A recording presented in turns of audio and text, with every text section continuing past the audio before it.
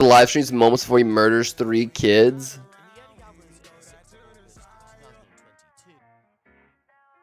Oh no, another one gives me banned, chat. In the early hours of the 6th of August 2022, 29-year-old Francois Littlejohn would go live on Facebook in northwest Oklahoma City with this message. It's so funny. Look at my son right here. I just told him I'm finna kill his ass. You hear me? That's fucking fucked up, cuz, on my soul, nigga. But see, everybody think I'm joking, right? I'm playing, right? What the fuck? Everybody think I'm fucking playing, right? Right, okay. This gonna be the last time. This be the last video I make. Nigga, God rest my soul. Wook, Ovia Foreman, you are what the for fuck? your part in this too. You chose to be a destroyer, right? It's okay, fine. You hold this. Take this with you. Tater. Wow. What the hell? Wow. John. Wow, nigga. After everything I gave you, cuz. After everything, all I wanted was a conversation, nigga. I told you, nigga. What the fuck? All you had to do was talk to me, nigga. All I wanted was conversation. That's it. I wanted you to be woman enough to look me in my fucking eyes, nigga. He's blaming a woman breaking up with him? Life, nigga, give it to you. Bro, straight robot fucking malfunction shorting out. This guy deserves to fucking die. Nigga, and cut me loose. Look me in my face and break me loose, nigga. Look, break my heart. Look me in my eyes and break my heart, nigga. God damn. But you couldn't do it. You couldn't do it. You want to go lay up with niggas and get fucked and nigga, whatever the case, you're slick. All this over a girl, bro. Guys, girls are so fucking bad for you. This is so fucked. I'm kidding. It's not the girl's fault. It's not the girl's fault, obviously. That's not a good joke. You lied, my nigga. You're a habitual cheater, my nigga. And you have given yourself to men. You have given me STD behind this shit. Damn. Like, I'm not paranoid, cuz. You hear me? You fucked other niggas recklessly. I forgave you for it. You won't even come home, baby. You won't even come home like I'm. Holy fuck, this man is hurting, bro. What a piece of fucking shit. Okay. So watch this, Scala. Watch this. Yeah. And carry this torch, baby. And no, I gave you a choice, and you chose this. Oh, you're what so the scared, fuck? Right? Okay. This guy's insane. Longer footage of the live stream is thought to be out there on the internet, but I'm yet to locate it. In the footage, it seems as if Francois is alluding that his partner, the mother of his children, holy cheated shit. on him. But as it stands right now, because this is an ongoing case, specifics haven't been released as of yet. So what do we know about this case so far then? Well, reports say that just days before this live stream, Francois and the mother of his children had some kind of domestic dispute, so she left, leaving him with the children. We don't know where she went to or what happened. It's so sad. Bro, no joke. On Saturday morning, Francois did go live and gave that message. A message in where he threatens to murder his own children. Sadly, ladies and gentlemen, if you haven't guessed holy it by shit. now, that's exactly what happened. Just moments after the live stream was posted, a concerned family member came across the post and alerted. Bro, people are really fucking insane, dude. Like, just truly fucking evil. Like, confused, tortured, down bad human beings. That Francois might be putting not only himself but the kids in danger. A life-threatening situation was a high possibility. He had just threatened to murder his children, Trinity, Aaliyah, and Kyron. It's scary how insane some people are, champ. Their way over to the address, but it's thought that they had just missed him by quite literally minutes. You see, he was actually on his dude, they literally missed him just by fucking minutes from stopping him. That's so insane. Chat, life is so fleeting, bro. Make sure you respect that shit. Make sure you always take care of yourself mentally, physically. Stay healthy. Be safe. During the live stream, holy fuck. After it had ended, he drove to a different neighborhood where a horrific sight was found roughly 3 hours later. Police would continue to search for hours, but by the time they received a call from a dog walker in that local area, it was sadly too late. At roughly 7:30 AM, the dog walker, who's asked to remain anonymous, told reporters that she was walking by an SUV. Why the fuck are there a bunch of little Caesar boxes on top of the car? In the local were they fucking doing a crime scene? They ordered fucking pizza? Mont Lane in northwest Eagle, pizza. roughly 3.5 miles from Francois' home, when she saw a pool of blood at the bottom of it. She went over to take a look. Initially, she would see just Francois. From here, she would run to a nearby house, knocked on the door, alerted the people inside as to what had just happened, and together they called police. The dog walker would go on to police say probably did order pizza. I know. I fucking learned this when I was in BLET. Like, crime scene investigation shit takes a long time. I'm sure they probably eat unseen if they're there long enough, especially like a fucking homicide. they had never seen police react in such a horrific way, given the fact that 3 children aged just 3, 4 and 6 had been shot dead by their own father in a murder-suicide plot. A scene so tragic, more colleagues had to be sent in on fire for sometimes. additional support to those first responders. I mean, pizza's good. This is all we know about this investigation. It makes it a little less sad. Remember, it is still ongoing as I'm recording this. Yeah, they are munching on fucking pizza. Exactly a week after the incident took place. Of course, when more updates do come from this incident, as always, I will keep you guys posted on this one. Now, even if the mother of these children cheated on Francois, this isn't the way to confront the situation. Yeah, no fucking shit, this isn't the way to confront the situation. Taking the lives of innocent children just to score a point. At the end of the day, even if that was the case, which we don't even know if it was, some reports are saying that they just broke up and Francois couldn't handle it. The children had nothing to do with any of it. That's now, so fucking crazy. Like he was so blinded by like his like emotions over the breakup that he fucking murdered his fucking flesh and blood, like his own babies, his own fucking kids, over a breakup. It's reaching out, especially at that age. What the fuck, Tissue? That is, bro. You have the worst takes. I'm sorry, bro. Like, I love you, Tish. You have the absolute worst takes on the internet. Bro, that is terrible. What the fuck? Give me PTSD so much more when kids are messed up when kids are involved. Like if I was in a similar situation. I mean, bro, I don't even agree with that. Like, bro, human life is very malleable. You can come back. Taken away before they could even get to middle school. It's just an extremely sad situation overall. And now multiple lives are destroyed because of the... I mean, like it's just fucking, it's like sad overall. I guess like there is no good outcome. You're right, Tish. Like, I mean, either way, you're like fucked in a way. Of one man. He was live broadcasting, making threats about harming himself and harming children. We had lots of officers flooding the streets. We were in the process of issuing an Amber Alert. He executed the 3 children he had in his car, his own children. How, bro? How do you have the heart to do, like, do you not have anything in your heart? Do you not care at all? Like, bro, that's mind-blowing, bro. Mind-numbing, mind-chilling. And then turned the gun on himself. I saw blood on the ground under the car. The police came So right fucking away. messed up. I haven't seen cops act like that. Well, that's how we started to get an idea that there was more than just... Dude, imagine the officers who pulled up on that, bro. Like, this would be, like, saddening. That would be traumatic, too. a man who had shot himself. There was, like, literally blood pulling out of the car. Oh, damn. Gang member smoked by police. I hope none of these show actual shootings in them.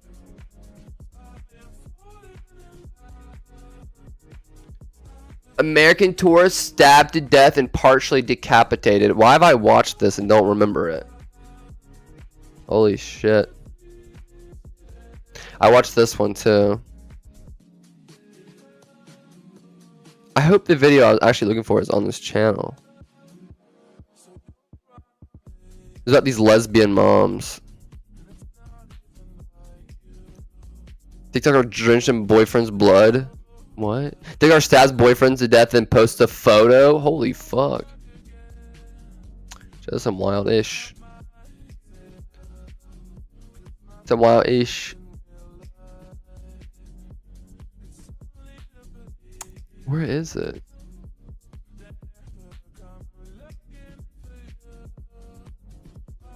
You got recommended to me today. It was such a good fucking video.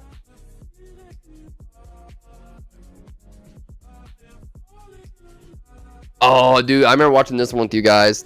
TikToker beats her daughter to death, then makes a TikTok. That one was so fucked. You guys remember that one? Did you not like it? I watched it on my other account.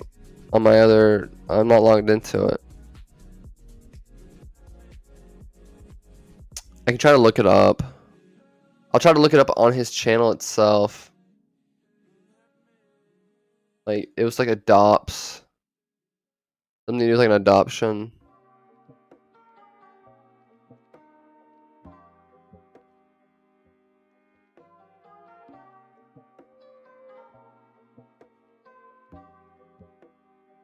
Lesbian moms. It's this couple right here. I guess Coffee House Crime's a good channel. But it was an Ape Huncho video.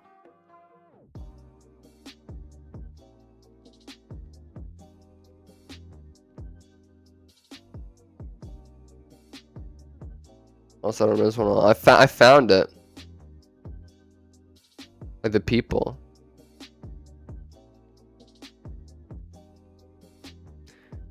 It was an Ape Huncho video.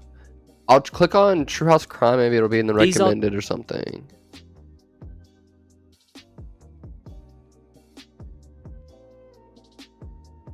Yes, we'll just watch this one. If it's about adoption murderers, you can search on their channel. I tried. These are the videos of 6 adopted children given a vital second chance to flourish in their youth. And at face value, the way more heinous they posted after like the other person is just a prop to them. Wait, what do you mean? Like it's way more heinous that they posted after like the other person. the actions of their new mothers, Jennifer I'll and watch Sarah this one, Hart, 'cause I haven't seem seen to be this one. profoundly kind. But behind these videos, along with a never-ending stream of positive social media, lay 2 monsters upholding a grim and ugly facade. And this story would ultimately lead to mass tragedy. Welcome back to Coffee House Crime. My name is Adrian, and in today's video, we're looking at the deceptive case of the Hart family. The Harts seem to be a progressive family. Insane people like this fascinate me so much. Like, how can they like go so fucking like bananas? Living a holistic lifestyle surrounded by love, happiness, and freedom. But was this an accurate reflection, or just an evil facade? Just so you know, I post solved, unsolved, and strange cases here on a weekly basis. So if that sounds like your kind of thing, please consider subscribing to Coffee House Crime.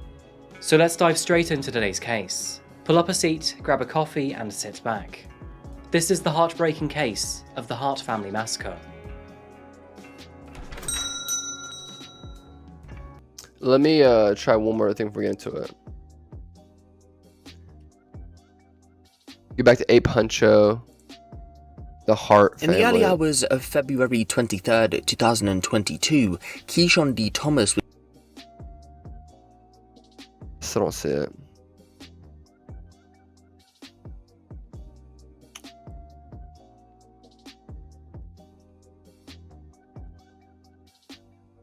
If not, we'll just watch the other one. It won't be a big deal.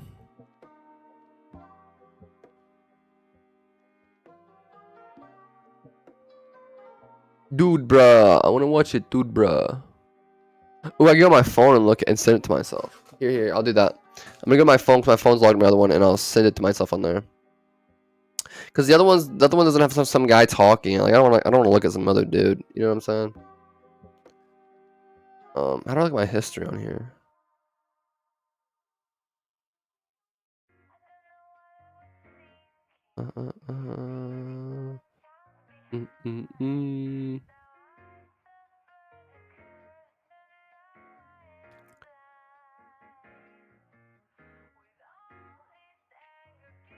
I know I got it. Is it really not showing up? Bro, what? Chat, what the fuck? We're actually happy, but that's the opposite of what we see on the screen. Yeah, dude, this one's bad. Dude, trust me, when I find it, you guys, it'll be worth it. What in the fuck?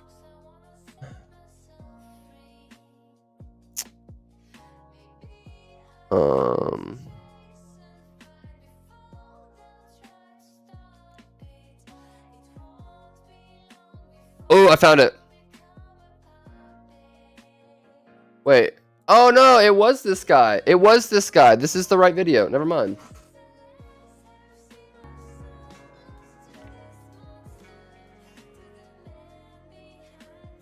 Today, we head into the northern region of the United States, to the seldom populated state of South Dakota. Found in the heart of mainland America, South Dakota is expansive, with wide open prairies, the Badlands National Park, and incredible natural beauty. This makes hunting, hiking, and fishing very popular activities amongst South Dakota's residents. All the same for tourists looking to get away from the hustle and bustle of the city. Definitely a serial killer state. And it's here in small town South Dakota that we're introduced to Jennifer Hart and Sarah Gengler. Jen came from the city of Huron, where Sarah grew up just outside of Big Stone City. I say city, but Big Stone City has around 500 residents. Damn. The same capacity to fill an Airbus A380. The two had very similar upbringings. It's so crazy. They were the oldest Like, siblings. I think I'm from a small town, but 500 fucking people in your whole like town, school, everything. Like that's wild. In their families, brought up in a rural area, and graduated high school at a respectable level. And these similarities between the two grew, as they both decided to pursue higher education and go to university. They both wanted to become school teachers, although Sarah decided to focus on special education. And whether by coincidence or fate, the two also ended up transferring from former universities to Northern State University, found in Aberdeen, South Dakota. Cool statue. This meant that in 1999, Jennifer and Sarah met each other while studying the same course. And very little did either of them know that this would progress from classmates, to friends, to a romantic relationship. Ooh, gay. Now, South Dakota was not the most open-minded of states in the Lesbians. 90s. And especially seeing as both women had grown up rurally, they felt that they couldn't express their relationship in public. So, Damn. Jen and Sarah began their relationship in secret, telling those close to them that they were merely good friends. Unfortunately, Jen ended up dropping out of Exactly, university Cloud. before completing her course. Mine was, like, but not on the that other big, hand, but Sarah still, like, persevered and eventually earned a 250, degree just in high special schoolers. education. It was after her graduation that Jen and Sarah decided their relationship could no longer be covert, thus leading them to coming out to their family and friends. The couple Damn, knew that that's some of them wild. would have an issue with this, and they actually ended up losing a good number of friends as a result. That's so And fucking following crazy. graduation to me. and a public relationship, Fucked. the ever-transforming couple moved to Alexandria, located in Minnesota, a city famous for its lakeside lifestyle. The couple gained work at the biggest department store in town, and while Sarah progressed to management, Jen stayed in the junior section. Their time at work was rather uneventful. Sarah was more level and reserved, Was 75. whereas Jen was described by those working with her as bold, brash, and considered rather abrasive. However, yin and yang, the two seemed to pull into each other's strengths and weaknesses, creating a balanced partnership. Jen and Sarah lived and Or worked did together, they? and by the mid-20s they felt that their lives had started to lose its flavour, which in response led them to look elsewhere Look for look how weird their adoption preferences are too. satisfaction.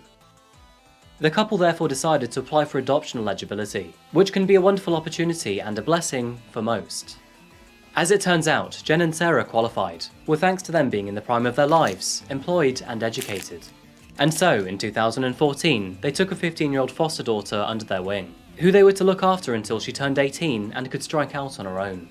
Their new daughter's name was Lee. The first few months with their new daughter was pleasant, and Jen and Sarah would take Lee out on many adventures. They would often go camping, to amusement parks, and to various local events and celebrations. However, around 6 months after adopting Lee, those around the family began to notice how the couple would constantly I like Lee for a girl name. I know it's random, but let's think about that. I actually kind of like that. complain about the young girl, often sneering at her habits, attitude, and interests. And apparently, it seemed as if the young couple were not taking their role as foster parents seriously. They even went as far to tell colleagues and co-workers Bro, I know it is, but like, I just don't understand how like the foster care and adoption care system is just so shit in America. And like, it's just been shit forever, and everyone knows it's shit. Like, kids in the system, people who are foster parents, people outside the system, everyone knows it's fucking dog shit, and we haven't fixed it or done anything about it, I feel like. I mean, of course, I'm sure some things have gotten better. It really is. Yeah, dude, like, you could just ask anyone. And everyone's like, yeah, it's the worst. Like, kids get separated, they get put into abusive homes, like, they get put in homes where, like, the only reason the foster parents have them is to make money off of them. It's crazy. Like, it's really wild. Like, it's fucking children. that the new foster daughter had a bad habit of picking food out the trash to eat it. Which, if you ask me, says more about them as parents rather than the child they were supposed to be Yeah, that chat, she would pull stuff out of the trash to eat it. Take notes. caring for. Although To the a bad novelty of home. fostering seems to be It's wearing off for wild. the couple, the small I family think of it's three even would crazier. They can split siblings up. Like, let's say you were like 2 and 3, so you didn't really know each other, like brother and sister, brothers. And they fucking split you up, and like you just grow up not knowing. Like, that's fucking terrifying. eventually welcomed 2 new additions to the family, a younger brother and sister. They were also planning to adopt a 4th child from a pregnant mother once they were born. After returning home from initial visitation, Jen and Sarah showed pictures of the children to Lee. The couple were very enthusiastic, but Lee's excitement seemed to be all for naught. And just 1 week later, Lee was dropped off for what she thought was a routine therapist appointment. But when she got there, she was told that Jen and Sarah were not coming back to get her. Damn! She was supposed to foster them until they're 18. She didn't even tell them. They didn't even tell her, bro. They were fostering this girl, and from 14 to 18, their foster parents, and they just like took her there. They weren't even tell her they weren't coming back for her. They left her, just fucking left. It's good, Tish. It's really good. There was no God goodbye and damn. no explanation to Not this even a decision. goodbye or explanation. They'd abandoned the young girl once again, entirely ripping What her the out from a fuck, stable Cloud? environment. I know. In the year 2006, 2 years after sending Lee back to the foster care system, they officially adopted 3 new children. And then they sent her back. They adopted 3 new fucking kids. And Lee was hungry, abused, and fucking just dropped off like it was nothing. And like, oh yeah, you can have 3 more. They were 2-year-old Abigail, 4-year-old Hannah, and 7-year-old Marcus. Oh shit. Statistically, these children were part of several categories fuck? that made them more difficult to place in care, as sadly, race plays a big part in succession rates when it comes to foster care. Really? I guess I can see that, but like that's crazy that like I'm hearing as a factual statement. They're allowed to get more. What the fuck? Like, yeah, dude, the people don't take notes. Like, oh, these foster parents, you know, they were digging out the trash for food. They were so hungry. They fucking didn't serve their full term. Dropped like did they not like put anything in their notes? Like the workers? Their terms and conditions meant that they also had to be adopted together, which in turn made them harder to house. Damn. Now, this is where Jen Hart began to regularly post on Facebook. She documented their first night as a family of 5, which surprisingly included It was something like that slide, bro. That's what I'm saying. Like, it's just notoriously bad. Like, everyone just knows it's bad, and it's like time and time again, you just hear horror stories. Like, yeah, there are some great foster parents out there doing like the fucking, you know, with big hearts, but like, I just feel like you hear more like terrible stories or bad stories than good ones. Stay at their homes. I don't even urination, know. pooping on the walls, a tumble, and even the need for the Heimlich maneuver. This all sounded very hectic for a first night, and although Jen expressed that the children were unruly, misbehaved and troubled, she insisted that her and her partner were committed to healing the children over time, stating, if not us, who will? Somebody fucking else. And although I don't raising know. 3 children was obviously a challenge, just 2 years later, Jen and Sarah were once again looking for more children to More, chat. They want fucking more. adopt. This application was eventually approved, and in the spring Holy of 2008, fuck. They already have fucking 3. the couple were given 3 more young Now they have 6 kids. Fucking 6. children. They were 5-year-old Devont, 4-year-old Jeremiah, and 3-year-old Sierra. Devont? Isn't that Devontae? I had a friend named Devontae and it's spelled like that. With the introduction of 3 new family members came complications, as now cracks started to form within the family's dynamics. They literally don't have to adopt any kids. They're doing this because they're evil. Giraffe, just fucking wait, man. Later that year, the couple would be called into school over abuse allegations, as Hannah had shown up to classes with bruising on her legs. And when asked by one of her teachers, she told her that one of her mothers had hit her with a belt. Jen and Sarah claimed ignorance, and perhaps maybe she was bruised while playing. As a result, no charge. Bro, that's crazy. A little kid's like, my parents are beating me with a belt. And the parents come in, they claim ignorance. Like, oh, I don't know what happened. She just fell. Or she just got some bruises. To put them in the care, you know? Yeah. Rather suspiciously, but all 3 children at school were then taken out of schooling not long after this. Oh, that's not suspicious. After, like, people start to get suspicious of abuse in the family, they just take all the kids out of school. Sorry, chat, my fucking allergies been acted up, so my fucking nose is itchy. Incident, before finally being re-enrolled after social services were informed. After officially adopting the final 3 children, Jen frequently took to social media in order to Look how skinny they are. Like, low-key, like, just, like, look how their clothes are hanging off of them. Look at their, like... They're all super skinny as fuck.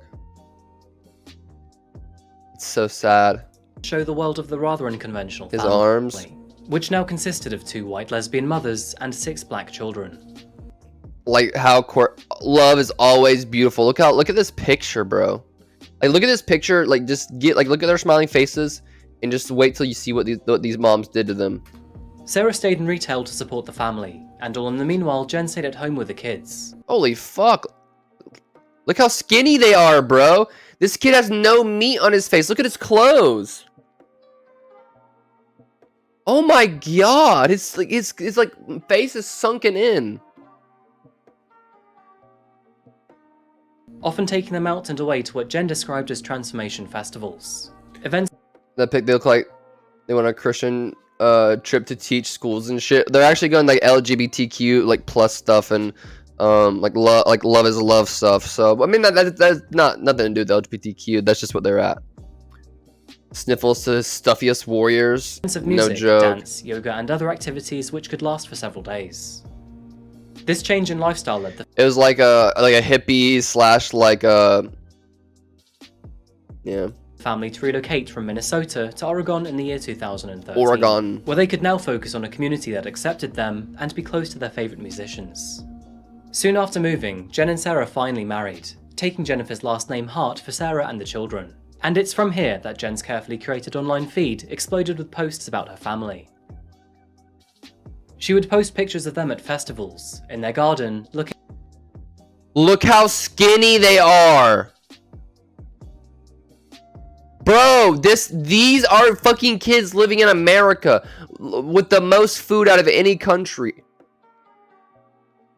Holy shit. Look at them, bro. after the house and other See their activities. ribs. Jen's We're gonna get a lot of crazy people here. posts were It's my 13th birthday. I'm raising money for Be the Change and Honor the Earth charities. overwhelmingly holistic and based around the values of love. These are all fucking, like, these pictures, just knowing why she did them irks me so bad when you guys find out.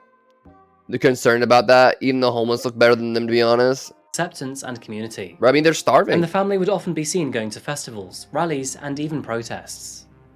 Jen posted as if they were a perfectly progressive And they're always wearing full clothes, baggy clothes that cover their whole body, so you can't see how skinny they are. DHS is kind of shit. Everywhere is. happy family, and it raked in the likes. When it came to the hearts, the general public attitude was always centered around the two mothers saving their adopted children, and of course, that they were the perfect family.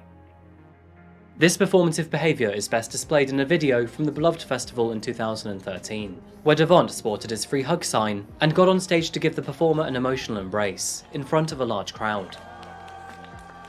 What the fuck? However, offline government files began to paint a very different picture. That's weird. The school began to notice bruises on these children, and they would also tell teachers they were locked indoors and left without food, leading them to steal from other children. Abigail also claimed Jesus. that Jen had accused her of stealing and punished her by dunking her head in cold water. Holy before striking her fuck. with the back of her hand. But before any thorough Bro, investigation these bitches are insane. could be conducted, all 6 children were removed from school, and the family officially began homeschooling instead. Again, bro, they moved and they put them in school. The school started getting suspicious, pulled them out of school to homeschool them, so they could abuse them without anyone interfering. They wanted to abuse with no repercussion. That's so disgusting and sad. Shortly after this, whistleblowers around the family started contacting Child Protection Services. They claimed that Jen ran the family like a boot camp and that the children seemed to fear her. And a very twisted detail, but Jen supposedly withheld food from the children, only rewarding them if they posed her Facebook photos or She only gave them food if they posed for those videos, posed for those photos, made that content. The only way they would eat. as she asked. Photographers that worked with the Hearts often described how when taking photos, the children were smiling and seemingly happy. Girl told she had a disease her whole life and ended up killing her own mom with her boyfriend. But as soon as the session was over, they'd go back to being miserable and lifeless. The CPS would eventually interview these children about their home life, Jesus. and although these interviews were independent, So this has to do with, we have DHS, which both kids homeless and elderly. they all gave strangely similar Damn, accounts, that's wild. all of which denied any abuse taking place. It was now becoming a possibility that the life Jen had posted about online was a complete fabrication, and those close to the family were now starting to see that. Public attention to the family came in 2014, when this image of Devont went viral. He would become known as the boy who hugged a police officer at I remember a Black seeing Lives this Matter image. protest, and it gained so much attention that it was eventually Sorry, featured Chet, on one several second. news channels and Saturday Night Live. Yeah, I saw Jen that shit. always wanted attention. That was plain to see through her Yeah, our mom had scripts for us when it came around. Also underfunded. Social workers act like they're the best people, but then all these atrocities happen on their watch. So the singular social worker themselves, they probably have like a lot of responsibility, but I think they're so understaffed, underfunded, under like resourced. Like I don't think any one social worker is like to blame, if that makes sense. Like is probably like as a whole kind of thing, you know? Media. But eventually, her accounts would go radio silent in 2016, only to return in 2017 to claim that those around them didn't understand their alternative and progressive lifestyle. In their hiatus, they decided to move to Woodland in Washington. It was a convenient time for them to do so, as things were heating up with the CPS. They therefore moved silently not to alert them. They would eventually find a spacious 2-floor farmhouse in Washington countryside, and Yo, Jen's in any Facebook given posts time. would resume after this. Images of the From my experience, what I've also witnessed, CPS is horrible. They take kids from good homes and leave the ones who are at their worst. Like I said, I this one thing I have like no, like other than like just general knowledge, like, you know, what most people learn. I don't know a lot about the adoption system or CPS, like I said, but everything I've ever heard about it is like 99% bad. So the children started to resurface, and Jen was trying to return to her previous fuck? attention-seeking updates. However, behind the scenes, the abuse was still I'm happening. blanking. I caught on my So much so that in the middle of a warm night in July, 15-year-old Hannah Hart jumped out from her bedroom window and bro. She jumped out of a 2-story bedroom window just to escape. ran to a neighbour's house. Donna and Bruce DeCobb were awoken by a distressed child at their door. She begged for food and pleaded not to go back home. And not long after this, they could Bro, hear the you rest of made the it, Hart Tish, don't family worry. calling for her. And of course, not to be Bathe, have food and clothes, doesn't do anything. That's basically what this story's doing too. surprised, Jennifer explained Hannah's behaviour away, claiming that she was lying for attention. Very shortly after this, the CPS were called over the situation. Yeah, there's some kids that I feel is being highly abused. It's a real Okay, call. I'm going to give you the address of my daughter's house because it's right next door. Okay, what's going on there? The other night, a little girl jumped out of the second-story window on the roof and then down onto the ground and ran to my daughter, and this is like 2 in the morning, begging them to help her. And when they came looking for her, she was begging my daughter not to let them know she was there. And then eventually my son-in-law let him know. Why would he let him know? What a fucking pussy. And then she had all 4 of the kids come back later and to say everything was okay, and they were all standing at attention like they were just scared to death. Christ. And I think there's something very serious going on Bro, there. imagine the atrocities that went on in there, like how scared they were to go back to get punished. I'm very concerned for these kids. Nice old man. The very next day, the DeCobbs received an apology Doesn't show letter, up. which was supposedly written by Hannah. That's creepy. I stopped this one because I feel awful about disturbing your peace, worrying you in the middle of the night. I was very frustrated with my brother, and I didn't handle things very maturely. I'm sorry for telling lies to get attention. I'm working on being more honest and finding... Oh my god, it's like smeared with her fucking tears. To communicate my frustrations, I've been sad about 2 of our cats dying recently, so I was just very sad and frustrated last night. Thank you for being kind, Hannah. Oh my fucking god, that is fucking insane. However, the wording and terminology used doesn't quite reflect that of a 15-year-old Yo could not write this. girl. No, yeah, you're right, The Tish. DeCobbs didn't want to get involved And in the way like it covered base, I was like, oh, I just can't communicate. Like, bro, kids don't talk like that. Kids don't understand that. in any neighbourhood disputes. But this incident made Dana very uncomfortable, so as a direct consequence, she began to keep tabs on the family. Grounded children, incessantly shut blinds, and a very distinct lack of food and malnourishment were all recorded in Because the best we can do to make sure this happens everywhere else too. Bro, it's so wild. Like you would think that like the system worked. They got flagged, they got reported, the investigation started, and they're like, oh, they move away as soon as an investigation starts. That seems like they're guilty, but it's like, ah, nah, fuck it. Like they caught all the signs and they had a chance to stop it, but they just don't. I mean, I don't know. Like I said, I don't know the specifics. I don't know the logistics and fucking what manpower and what it takes to do all that. Obviously, it's like more than just like stopping it. But you guys know what I mean? Out of jurisdiction, they just don't care.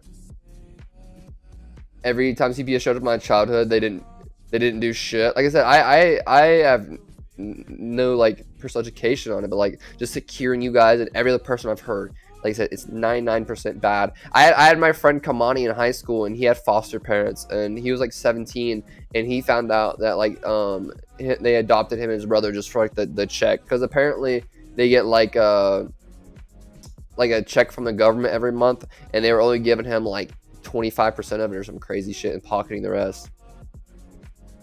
And it basically says it's easier to be homeless than to be Her abused. diary. Christ. And very shortly after this, the next child to knock on their door was Devont, and he was more coherent and subtle with his wording. Asking the DeKalbs for food, he requested if they could place That's a care so package at sad. the edge of their property, and out of sight of his parents. He also admitted that Hannah's claims were true, and he wanted the family to call social Oh my services. god. Social health services were deeply Money, but concerned, don't. and on March the 23rd, 2018, they responded by marching to the family residence. However, after arriving, there was no answer at the door. Don't actually Coming take back care of 3 the days kids. later, more concerning details arose.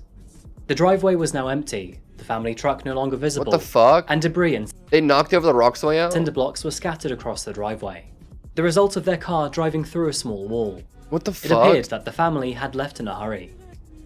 Dana had a sinking feeling about this. She knew why they were running, that was obvious. They But run despite her again. suspicions, she was not prepared for They the just events keep running. They just keep running as they keep running. followed. 2 days prior, on March the 24th, 2018, Sarah and Jen ushered their 6 adopted children into the family truck. Isn't it sad they hired a photographer for this, made them act all happy? The photographer there was for a reward of food. Like this, like look how eerie and creepy this photo is then. Like the eerie, creepy reasoning behind all these photos. Literally all of them, the kids were acting just so they wouldn't get beat, tortured, and not fed. The mentally ill. They explained to Anastasia. them that they were going on a road trip, and Euthanasia. although they did this often, it was never so abruptly. Jen Hart took to the driver's seat of the car, and seconds later drove the family away in a hurry, this resulting in her smashing through the wall in the process. 1985. Contrary to her usual gloating, there were no posts online about their road trip. Nobody knows what's going on behind the camera. It moves to Their Oregon. phones would ping at multiple towers along coastal roads, heading south as they left Washington, passed through Oregon, and then entered California. Along the way, they stopped at a service station to buy food, and with the kids kept inside the car at all times, they were never spotted at any of these stations. Damn. On March the 25th, the day before CPS returned to their now empty house, a surveillance camera captured Jennifer at a Safeway. The This is couple so eventually fucked. stopped at a Walmart in California, Look where at this Sarah chat. bought a large This is bottle sad. of Benadryl, an antihistamine with strong side effects such as drowsiness. She's in Salem, Oregon. Sarah then returned to the car, and while preparing food for the family, she slipped Benadryl into their sandwiches. 19-year-old Christ. Marcus receiving the highest dosage of around 20 pills. 20 Benadryl pills in his sandwich, bro. And you know these kids were starving. They just wanted to eat. And they got fed fucking Benadryl. And all in the meanwhile, Jen was drinking several beers. This was out of character. She didn't drink often, but today was evidently different. Dude. With the children now Right then. deceptively fed, Sarah and Jen returned to their seats. Jen behind the wheel after around 5 drinks, with Sarah scrolling away on her phone. The family left Walmart in the early hours of March the 26th, and took off along the coast once again.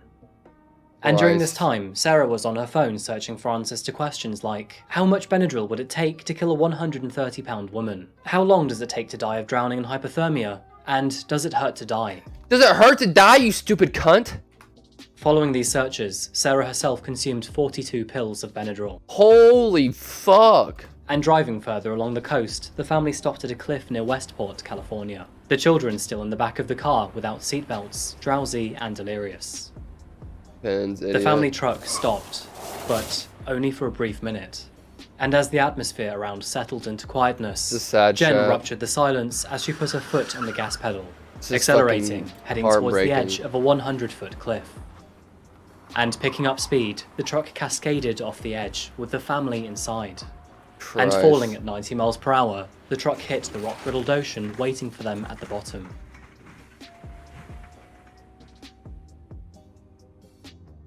At 4:15 PM on the 26th of March 2018, officers were alerted to a car wreckage at the bottom of a cliff near Westport. Police and fire officials Look at that shit, chat. There it is. Holy fuck. arrived at the scene to find the upturned vehicle partially submerged beneath the swell, and floating in the tide were the bodies of Abigail, Jeremiah, and Marcus Hart. Oh my god. Upon raising the vehicle, 2 adult bodies were discovered, and now 5 of the family were accounted for. They had all died from blunt force trauma upon impact. Holy fuck. There's no mystery, surprise, or trial to this case. The actions of Jennifer and Sarah were both obvious and deliberate over time. Dude, the thing is, like, they could have just gave the kids up to CPS if it was stressing them out so bad. Like, why? Like, what was the reason? You know what I'm saying? Like, if it was frustrating them to the point they wanted to fucking kill themselves, why not let the kids go? Like, give them back. And in the wake of this terrible tragedy, a community would be left to grieve over the loss of 6 young children. God damn. With not all children accounted for, there was still a small glimmer of hope that maybe the missing 3 had survived. Therefore, missing persons reports for Hannah, Sierra and Devont Hart were distributed. However, just 2 weeks later, Sierra's body was discovered Did it floating feel like near they the could crash control site. things? And a further 2 months later, authorities discovered a small foot which was identified to belong to Hannah Hart. Oh my god. To this day, Devont's body has never been recovered, but it's very likely that he was swept out to sea. Damn. Initially, authorities thought that maybe this was some tragic freak accident. Maybe the brakes had failed, or maybe they'd been driving while tired. However, there were numerous pieces of evidence to suggest that this event was deliberate and heavily rested on the I fault feel like of they could Jen and control Sarah. things. This is insane. The first piece of evidence was more a lack of evidence. There were no skid marks at the scene. They just pulled up and floored it. They just looked for a second and fucking floored it off the edge. Officers to believe that the car had not attempted to brake, and rather, it seems to have accelerated.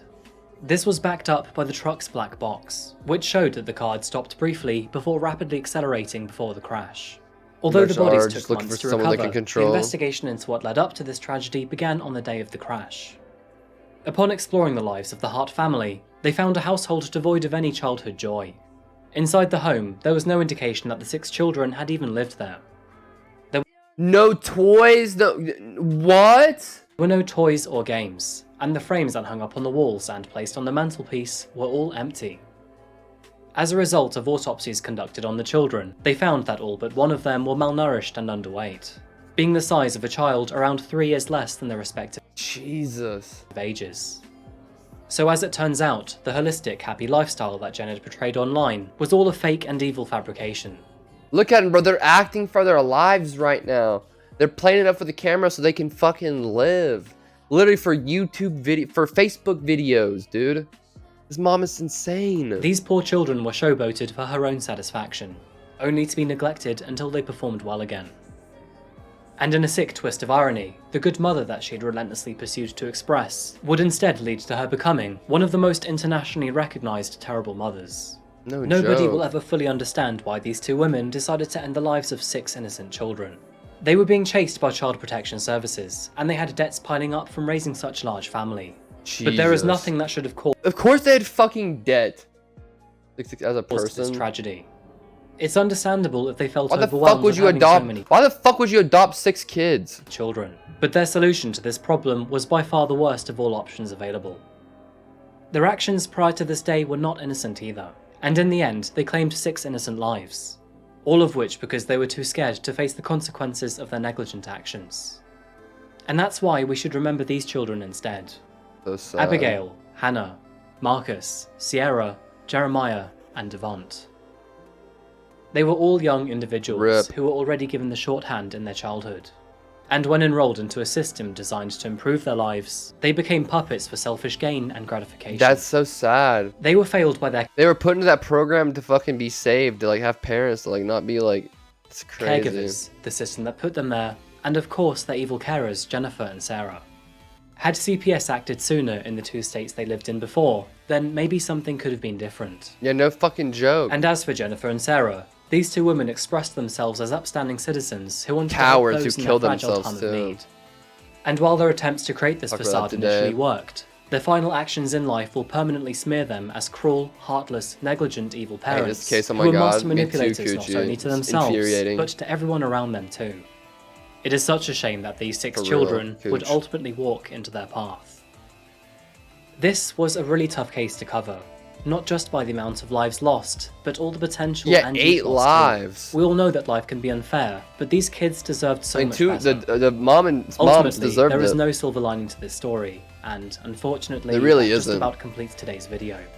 But thank you so much for watching another video today by Coffee. Holy fuck, chat.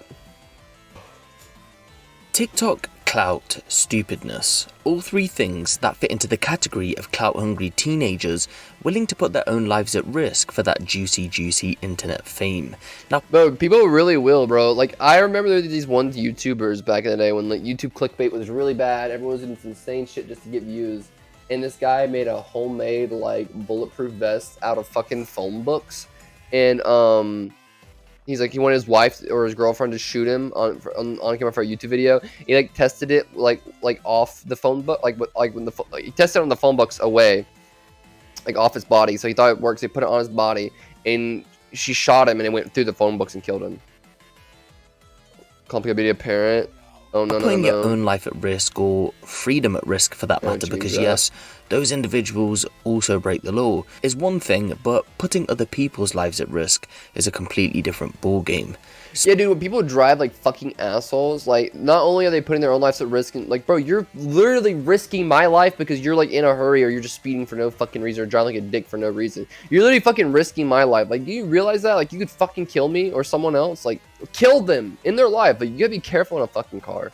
Spoiler alert, it sadly comes with the territory. All this, remember, for that juicy internet fame. Sticking to a similar theme then, and if there's one thing that annoys me, would be people who drive carelessly. Yes! There's no need for it, it can easily be avoided. Just be thoughtful to others, it isn't hard. But I think what annoys me the most about careless driving is those that kill behind the wheel and the lenient sentence that gets handed down. It's crazy. Take the UK for example, and I'm pretty sure it's the same in America. If it wasn't intentional that you killed someone via a vehicle, and you just killed them on the basis of carelessly driving, you can expect to see a person out of jail within a few years. There's been cases of people not even doing any jail time. Yeah, I know, right? But that's fucking wild, bro. It's in someone's life and you just walk away afterwards. Even if the case ends up going to an appeal court to increase the sentence, you can expect maybe 2 or 3 years added on. And for you to be handed, say, a 7-year sentence for taking some... Look at this little creature, bro. Ugh.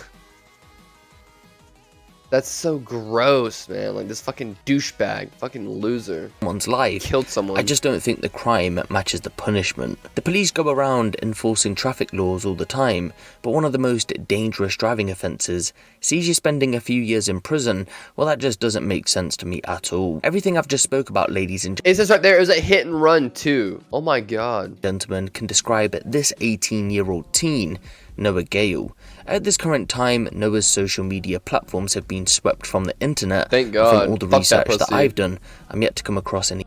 Because you usually only gonna make a 1-2 minute differences, except you're gonna be late. Exactly. Like you're not gonna like make any like significant amount of like time increase unless like you're going like long distance, like by speeding. Like, that's not how it works. The archived footage or tagged posts related to him. We'll assume then that he didn't have a large following, but if anyone watching does know of his social media following size before being deleted by authorities, I'd appreciate it if you could let me know down in the comment section below.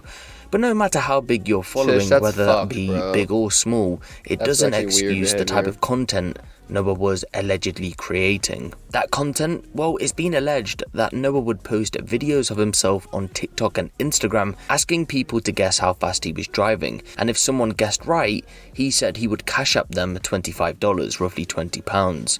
Cash App, if you don't know, is an app where you... Wait, is this an ad? Can send money to people online. But it wasn't just any old Oh, I thought I was saying, is he like squeezing in like an ad with this? Like, bro, what? Noah was allegedly said to have been driving. No, it was a BMW M5 competition edition, meaning on paper I believe you could do speeds of up to 189 miles per hour. Some videos depicted him allegedly driving 181. What you'd need to be driving that speed for, I'll never know. Oh wait, yes I do. Clout. How could I forget? Yeah, let's drive 181 miles per hour and potentially kill people so I can build an online following, because, ladies and gentlemen, that is the alleged people who are like reckless on the road are cringe. Of the case.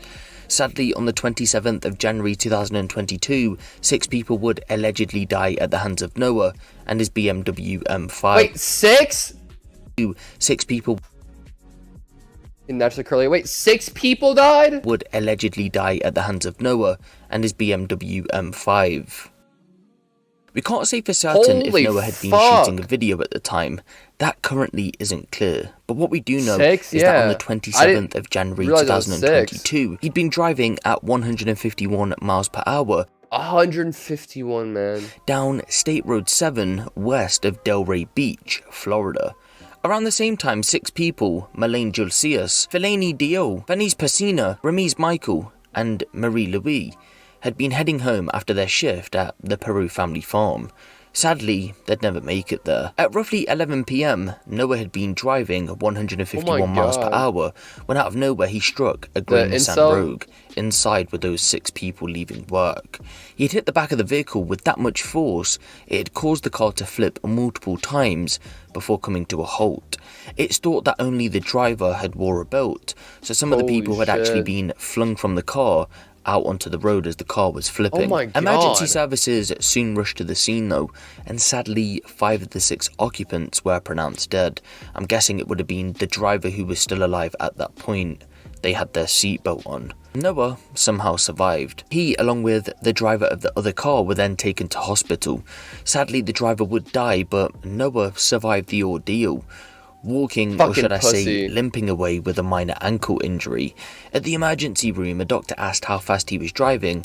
His response, according to the doctor, above 120 miles per hour. A day You just slammed in the back of these people, what the fuck? after the crash, a woman contacted... Dude, hitting a car going 151 is gonna fucking sing a car like if it's a small car, it's gonna send it tumbling. Like, because it's also going 70, and this is completely wrecking the back end, tearing the axle up, completely, like, swerving it. It's gonna flip. It's gonna do some crazy-ass shit. It just does so much damage to the back end of the car. Unless they're also going, like, 120. Like, the thing is, like, normally, like think about it, like that's still basically hitting a car like 70 miles per hour, because like normally if you hit a car on the interstate, you guys are both going like 65, you're gonna hit the car, it's gonna push forward, it's gonna damage the car, but it's not gonna like explode the back of it. But if you're going 151 and someone's going 45 miles per hour, that's basically, like I said, like hitting it like you know, at a dead stop at fucking like, you know, 60 or 75 miles per hour, or probably more. The local sheriff's office and told an investigator she had taken screenshots of Noah's social media platforms where he allegedly recorded himself driving at high speeds. After a search warrant was executed to access his Instagram account, investigators found a video of him driving at 181 miles per hour. But believe it or not, an arrest wasn't made until the 6th of April. Months on. On that April date... Damn, wait, he went home and didn't get arrested for months? He was charged with 6 counts of vehicular homicide, and although he was 17 at the time of the offence, he'll be facing those charges as an adult rather than a juvenile. We don't exactly know why it took police weeks to make an arrest, but I do believe it's because they were waiting for a toxicology report. That came back negative, by the way, for anyone wondering. Sad. I think they were trying to get the right charges before moving forward, but 6 people dead, you'd think they'd try and act quicker. Noah is currently being held on $300,000 bond, plus conditions of no driving. He's currently on house arrest until further notice. He's pled not guilty to the charges that were brought against him, and in those videos... Not guilty? But how? Wait, how are you gonna plead not guilty? His defense says that it wasn't him. So again, we don't exactly know if Noah had been shooting a video at the time of the crash. It wasn't me. Make that someone who clear. looked like me. But given the alleged videos that were made previously, it wouldn't surprise me if that was the case. And if it wasn't, social media would have definitely played a role in boosting his so-called confidence to want to continue to drive so recklessly. At any moment, he could have pulled his phone out to shoot a video. What should be noted as well is that police said there were no signs that Noah had even tried to brake as he was coming closer to the SUV, nor did he brake on impact. If I do get any updates coming from this situation though, as always, Bro, it's honestly fucking crazy he survived. I'll keep you guys posted on this one. For now though, give the video a like for more crime related content like this, and make sure you hit the subscribe button if you haven't. It's been me, Ape Poncho, and I'll see you in the next one. I was driving a BMW M5 and there were no braking according to our investigators when they completed the investigation, so there was no marks of any braking. The vehicle was traveling northbound and struck from behind. I can't say no remorse. At 151 miles per hour. 151.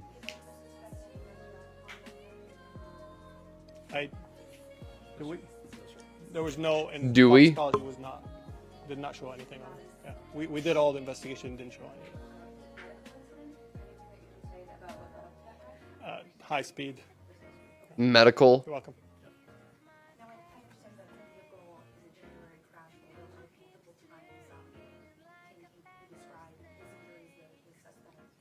I believe the suspect was not injured at the time. The people only the second vehicle that he That's struck. wild. 6 people in a Nissan Rogue. I believe 3 were ejected and the other 3 were in a vehicle had to be extricated. But the driver himself did not suffer any injuries. Major, could you confirm that the toxicology came back today? Is that what you guys reviewed for Mr. Lopez? It's just not the toxicology report. Toxicology report is just to confirm suspicion of impairment, obviously, and it did. No, the sheriff actually from day one said, I need this expedited. So we actually had our scientists working late and on it from the minute that happened. So we did obtain it prior. However, it's just to submit the report for the arrest warrant. It takes the paperwork, the crash reconstruction, the speed, everything put together, and then submit the toxicology report to get the state warrant, the state arrest warrant for this. Jesus. Motherfucker's crazy.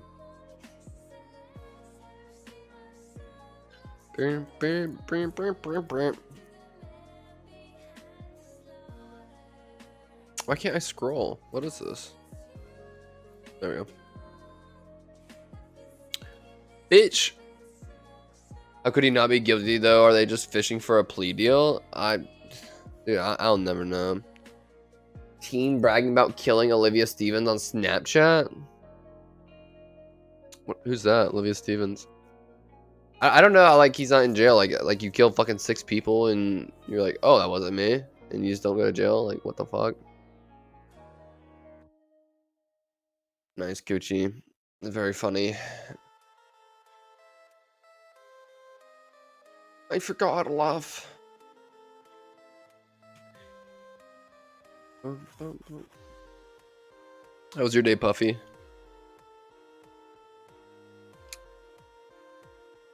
Yo, what's going on? Oh, this one's too long. That one's 40 fucking minutes. I want to watch a more short one. I have a huge headache. I'm sorry. But I'll see a good one.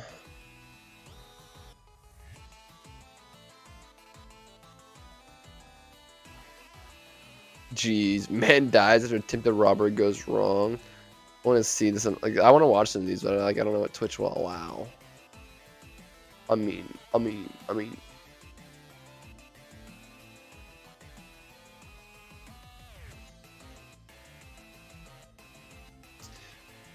I guess we'll just move to Master Chef. Yo, what's going on, people? It's your boy 8 We'll watch this one. Scream model kills mom. I like how it goes, like a video about murder. It's like, hey, what's going on? Make sure you like and subscribe. Let's talk about death. Killing again with another video.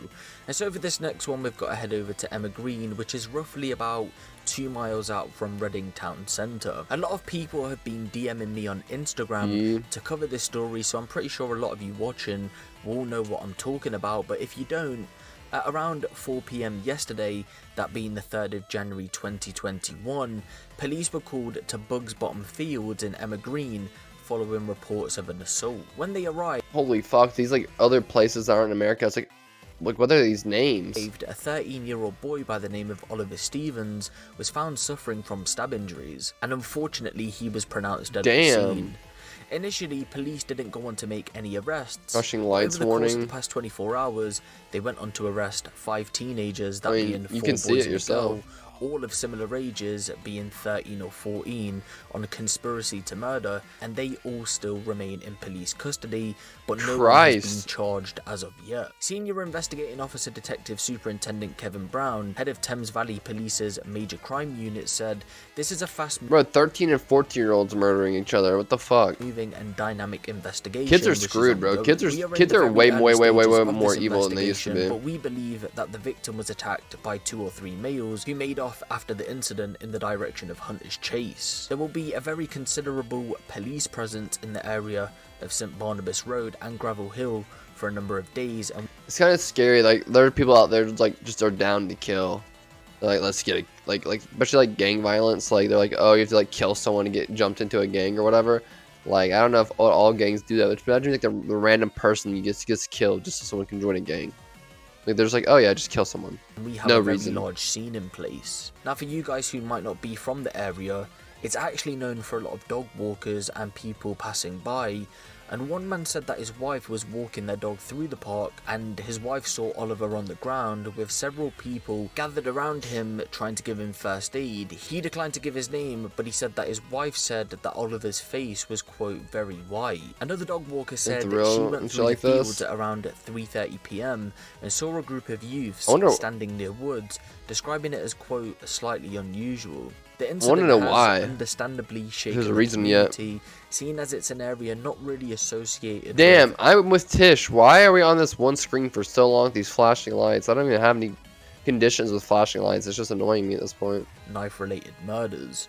Local resident John Craig said, "From my dining room window, I could see lights up in the field yesterday afternoon. I came out and there was a helicopter just sitting there. It's shocking that this is on my doorstep. It's not the sort of thing you'd expect to see around here. Everybody around here goes for walks, especially during lockdown. It's supposed to be a safe place to go." Oliver was said to have attended Highdown School, and head teacher Rachel Cave has recently put out a statement which reads, "The Highdown community is reeling from the tragic news that a 13-year-old boy was stabbed in Emma Green. This student was a part of our community and many students and staff knew him well. For a life to be ended at such a young age is a total tragedy. Our thoughts and prayers are with his family. Many have been deeply affected by this tragedy in normal circumstances." Alright. You got stabbed. Fuck. I'm sorry. Shit, fucking annoying. Alright. Let's get the Master Chef ready.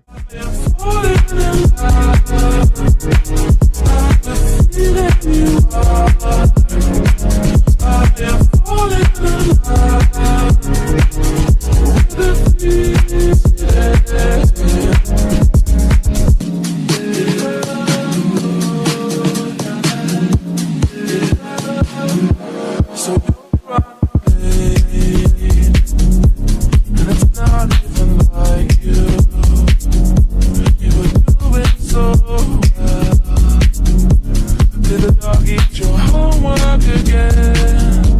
I can't help myself.